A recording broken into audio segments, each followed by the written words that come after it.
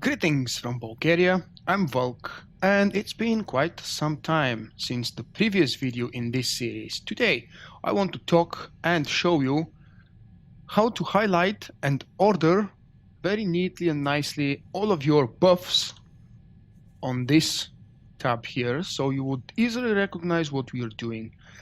I've selected Vulkk with my Watchman spec for this specific show and test because the Watchman spec has a lot of procs to follow and therefore a lot of buffs, short buffs appearing on the line to show you.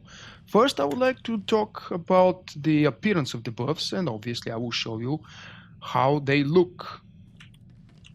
Just beginning a non-normal opener, I'm trying to show as many procs as possible. You will see I have 6 now. All of them are surrounded by a yellow border, and obviously they expire very quickly. They are short proc buffs, and you have to monitor those. This is how it looks for me, and since a very loyal subscriber and follower of mine have been asking me quite a couple of times now how I do that and how I order them, the options are actually many, and I decided to show them all in a video instead of trying to describe in written text. When you open the editor, in case you don't know, you can open the user interface editor by interface editor from the main options menu, or by clicking on the small plus icon over here and going on open interface editor. Then you would click on player buff tray because this is what we're editing in this video. Obviously, you can also edit if you prefer the debuff tray if you need to do that for some reason. But for the buffs, I've selected, I'll tell you each one of these rows. I've selected scale 1 because for my user interface and my resolution 1440p, it seems to be the best size.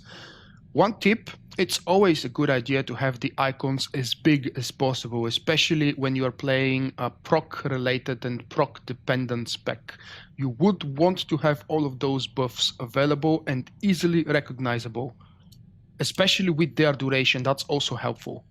The icon scale in my case is 0.9. I would make them smaller to save screen space, but since I actually do have screen space, more than what I require, I like to keep it big.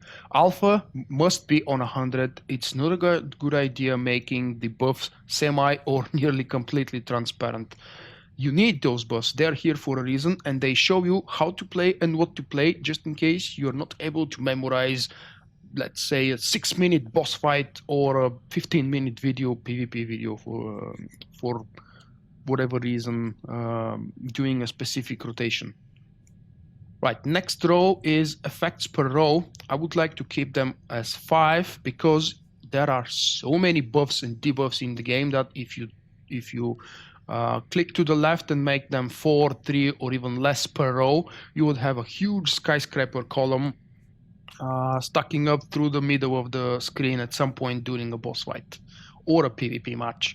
I like to keep them as a 5, no more, because 5 for my resolution and my scale of everything.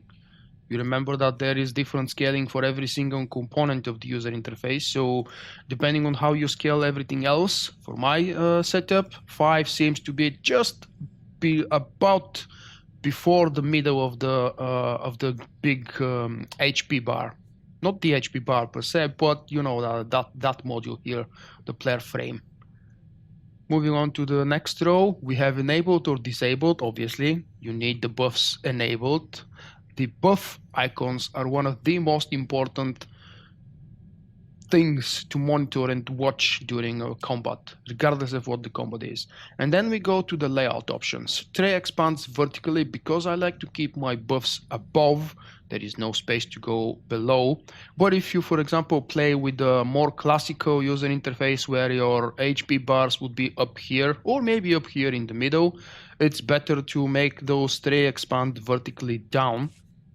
That's exactly as it sounds. From this line down, they would start expanding. I like to keep mine up, and my buffs rise in this direction. And then there is the second one. Tray expands horizontally to the right in my case. So this is the very first buff that appears, and then they go expanding right side, then go second row and expanding right side again. If you want to, you can do that mirror style, expanding to the left. Just depends on how you have arranged your user interface. The highlight options are also very, very important, and thank God BioWare introduced them in patch 3.0 if I'm not mistaken. They really help play classes that you're not absolutely perfectly and 100% familiar with. For my Sentinel, I've learned these things quite some time ago, and I don't always need to monitor the procs on the buff line. But for other classes, I'm very thankful this thing exists. Selecting this option will highlight any personally applied effect with a duration at or under the selected effect highlight max duration. This means that every personal buff with a shorter duration than, in my case, 15 seconds, that's what I've picked in the next row, will be highlighted with a yellow border, and I've showed you how the yellow border looks and how easily it is to tell which one is the short personal buff that will expire soon and you need to monitor. Moving down below, we have a few sorting options for personal effects. I like personal effects to appear first, and let's see the description. This option separates personal effects from non-personal effects, then sorts and displays them by the selected effect sort type. The effect sort type is by time remaining. So I have my personal buffs to be first in the line on the first row, and I want them to be ordered by time remaining. So the most left one, the buff to the most left side, is always expiring first, and this way it's kind of a hint for me which one expires first and which one I would like to, which ability I might like to use before the buff expires. Most of these buffs, remember, are procs. There is a buff I've been trying to locate and show you, Mind Seer. Your burning effect has 20% chance to grant Mind Seer, which increases the damage of your next Twin Saber throw by 100%. This effect can occur only once every 18 seconds. And this is the buff I'm going to try and show to you right now. It's highlighted down here.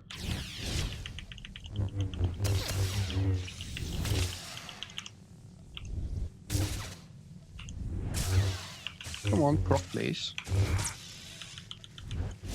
There is the proc.